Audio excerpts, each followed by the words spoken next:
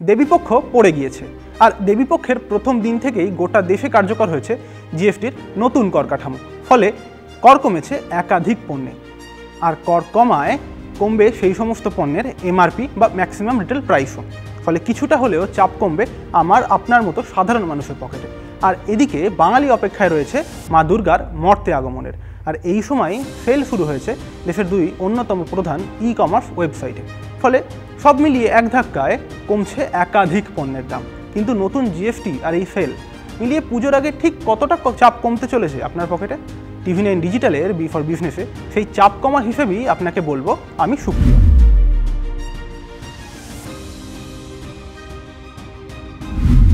আগে কোনো fridge, AC বা 32 ইঞ্চির যে বড় কোনো টিভি কিনতে গেলে আপনাকে দিতে হতো 28% কর, আর এবার নতুন কর কাঠামোয় সেই কর কমে হয়েছে 18%।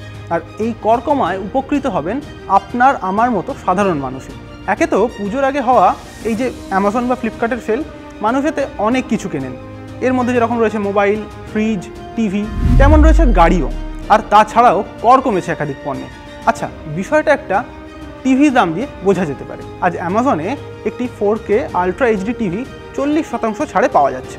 টিভিটির দাম 25,990 টাকা, কিন্তু এই টিভির এমআরপি বা ম্যাক্সিমাম রিটেল প্রাইস কিন্তু 43,200 টাকা। আর এই দামের মধ্যে রয়েছে 18% জিএসটিও। পুরনো কর কাঠামোয় এই টিভির উপর বসতো কিন্তু 28% জিএসটি। ফলে সেই ক্ষেত্রে এমআরপি হতো 46,860 টাকা। এবার অ্যামাজনে এই সেল চালু হওয়ার আগে হয়তো এই টিভিতে পাওয়া যেত 30% ছাড়। আর সেই পুরনো দামের ওপর 30% ছাড় যদি বসানো হয়, তাহলে টিভিটির দাম দাঁড়ায় 32,800 টাকা। ফলে নতুন জিএসটি আর এই সেল সব মিলিয়ে ওই টিভির দাম কমেছে প্রায় 6,800 টাকার বেশি।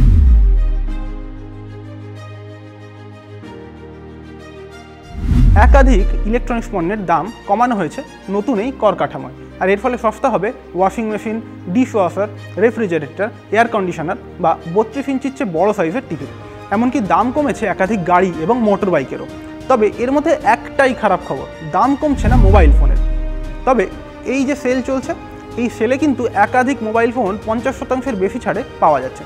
যেরকম ধরুন, অ্যামাজনে 1,34,999 টাকার গ্যালাক্সি S24 আলট্রা পাওয়া যাচ্ছে 71,999 টাকায়। প্রায় 60,000-এর S24 FE আবার পাওয়া যাচ্ছে 50% ছাড়ে। ফলে জিএসটি ছাড়াও এই ফোনের দাম কিন্তু অনেকটাই কমেছে। এছাড়াও জিএসটি কমছে পেট্রোল বা হাইব্রিড গাড়ির। যে সমস্ত গাড়ির ইঞ্জিন 1200 সিসির থেকে কম এবং গাড়ির দৈর্ঘ্য 4 মিটারের থেকে কম, সেই সমস্ত গাড়ির উপর জিএসটি 28% থেকে কমে হয়েছে 18%। একই হারে কর কমেছে 4 মিটারের কম দৈর্ঘ্যের এবং 1500 সিসির কম ইঞ্জিনের ডিজেল গাড়িরও। যে সমস্ত মোটর বাইকের ইঞ্জিনের আয়তন 350 সিসি বা তার চেয়ে কম, জিএসটি কমছে সেই সমস্ত বাইকের ওপরেও। উদাহরণস্বরূপ বলা যায়, রয়্যাল এনফিল্ড মিটিয়ার 350-র দাম কমতে পারে প্রায় 20,000 টাকা। তবে এই সব পণ্যের দাম যে কমবে, এতে চাপ কমবে আমজনতার পকেটে। আর যে ছেলেটি পুজোয় বান্ধবীকে মিটিয়ারে চাপিয়ে ঘোরানোর পরিকল্পনা করেছিল, তার খরচও কমবে অনেকটাই। আর এই ধরনের তথ্য যদি ভালো লাগে, তাহলে নজর রাখুন TV9 ডিজিটালে।